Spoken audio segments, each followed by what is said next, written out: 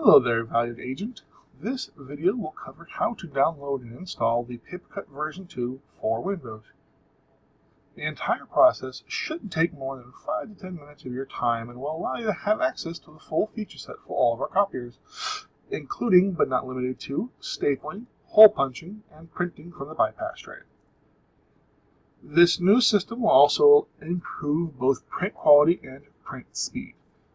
In order to complete this process, you will have to be at either the Memorial Market Center or the Energy Corridor Market Center.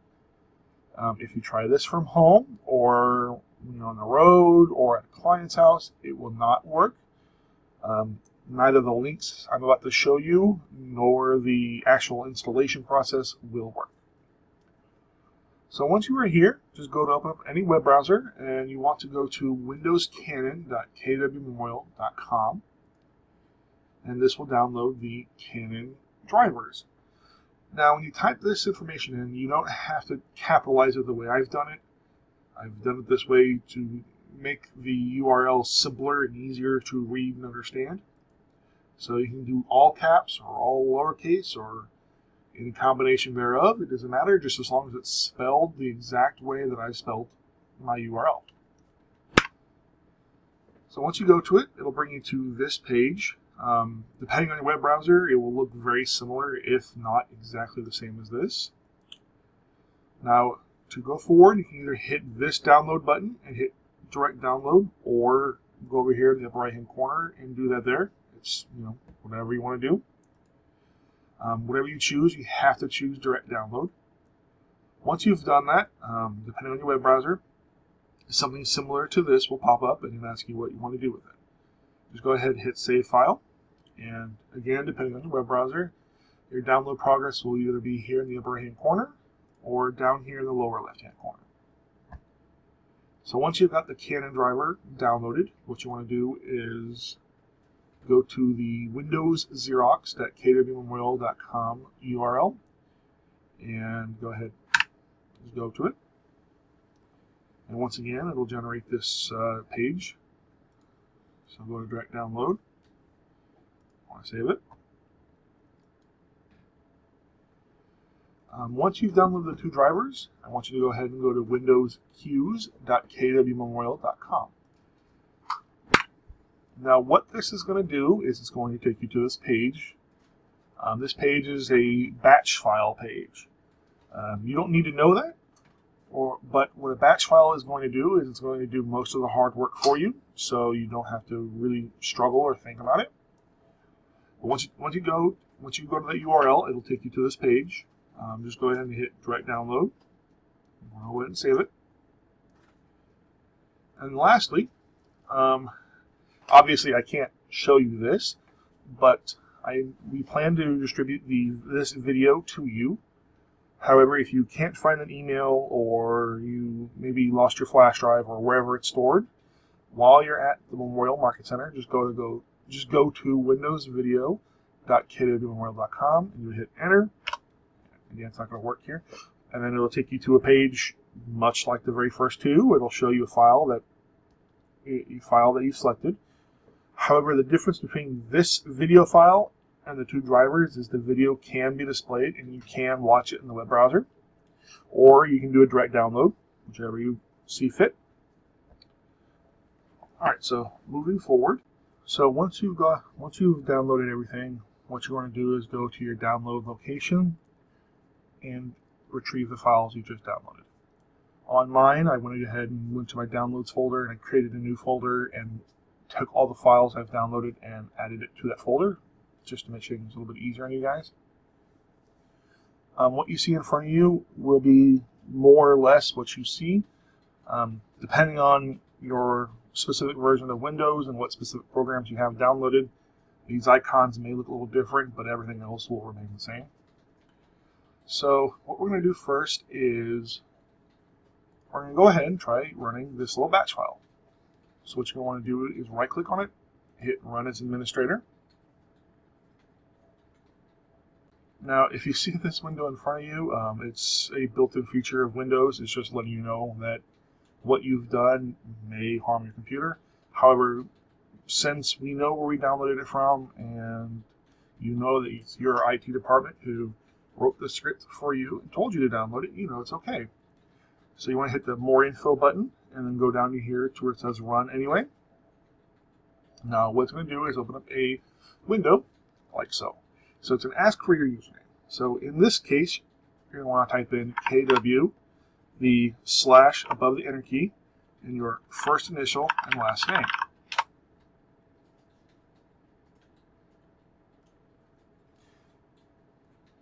Now, since I'm on my work computer, this automatically went through. However, if you're on your personal computer, what's likely going to happen is it's going to fail the very first time. It's going to tell you it's incorrect. That's fine. So what you want to do is then enter in your username again, which is, once again, KW slash above the enter key, first initial, last name. Then it's going to ask you for your password. Now, unless you've specifically requested a custom password from the IT department, your password will be the last 4 of your social.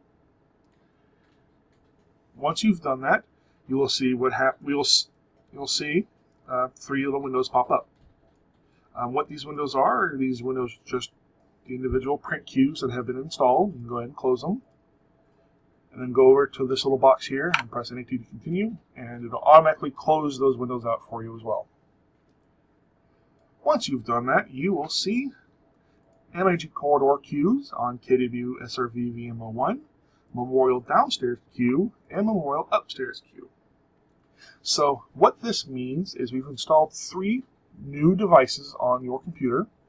Each device is attached to a specific queue assigned to a specific floor. So for instance, the downstairs queue only will ever work on the downstairs, the upstairs will only ever work upstairs, and the energy corridor will only ever work in energy corridor. However, the big benefit is, for instance, for the downstairs or energy corridor, you can still just print to downstairs and retrieve it from any of the Xerox copiers we have downstairs. Or if you print to the energy corridor, you can retrieve it from either of the 2 copiers we have out there. So once you've done that, you're pretty much done, really. What you want to do is right-click on whichever copier you use most, and go ahead and hit Printing Preferences. Now when you do that, you should receive a box looking identical, if not exactly the same as this. If you receive this box, then that means everything's installed as normal, and you have access to the full suite, the full functionality of the copier. If something else pops up, go ahead and delete it and try again. And if the same thing happens, just go ahead and drop an email to ithelpdesk@kwmemorial.com and we'll go ahead and get you sorted out. Now, moving forward, if you receive this box, you'll see here's a couple of new things in front of you.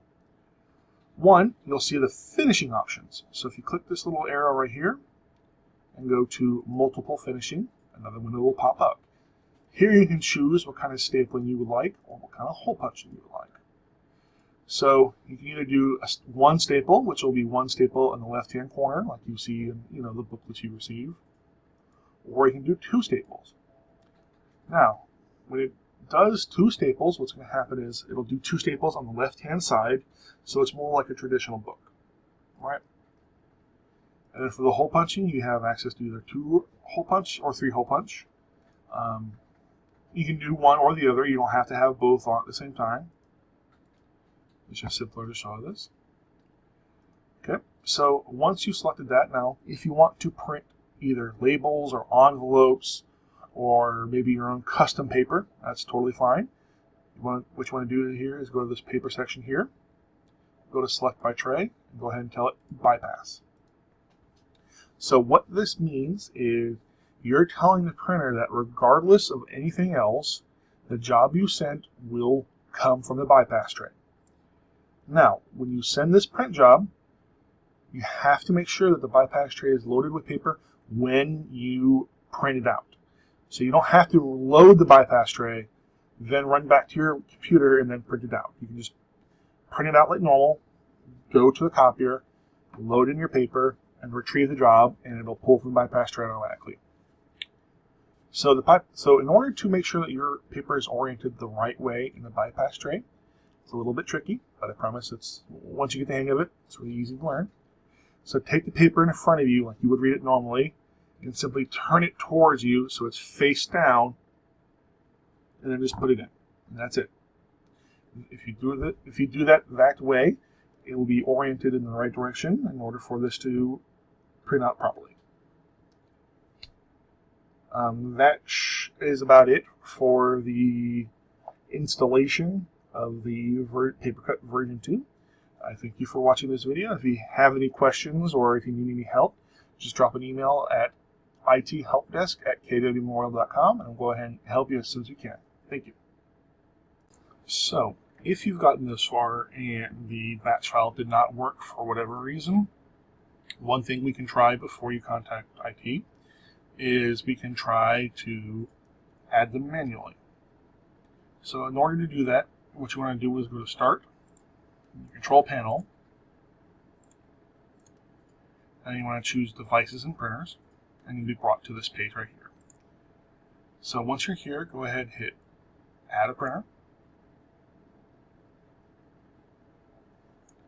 Now, but if you do see the Energy Corridor queue, Memorial Downstairs queue, or the Memorial Upstairs queue, all you have to do is click on it and hit Next.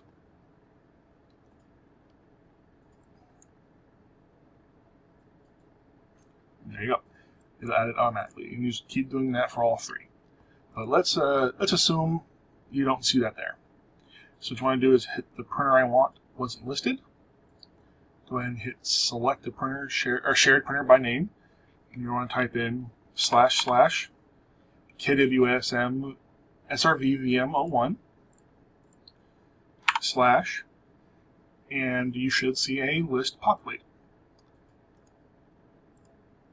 If you do not see the list populate, go ahead and hit Browse.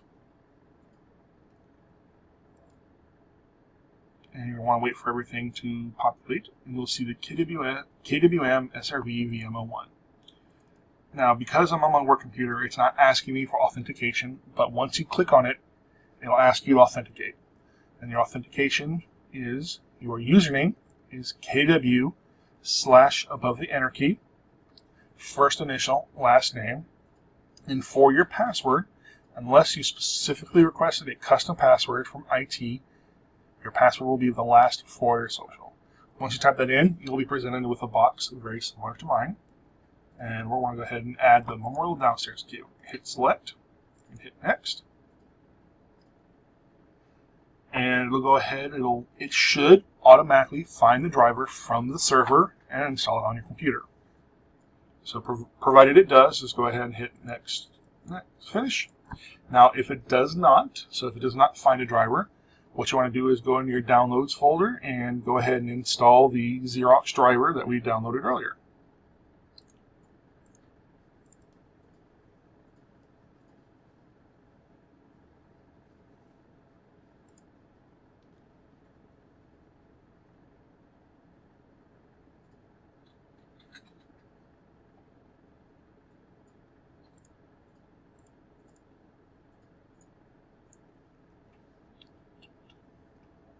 Now, due to the way that this particular driver is installed, we will have to select a printer.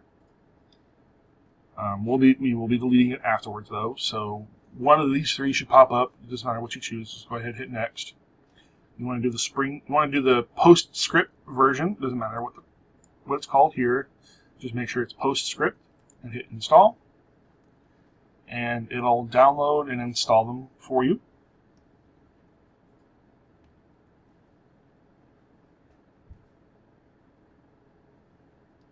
Go ahead and uncheck both of these and go ahead and hit Finish.